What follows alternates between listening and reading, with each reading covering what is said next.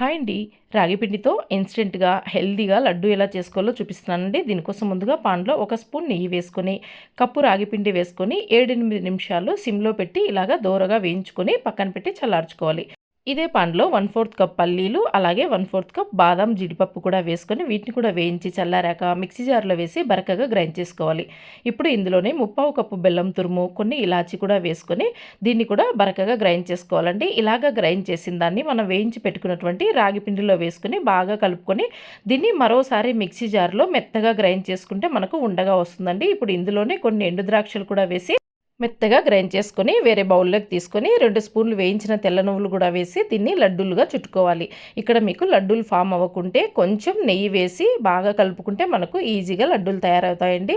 అంతే అండి. చాలా ఈజీగా, క్విక్‌గా మనకు హెల్తీ లడ్డు రెడీ అయిపోతుందండి. ఇలాంటి మరిన్ని వీడియోస్ కోసం please visit and subscribe my channel. Thanks for watching.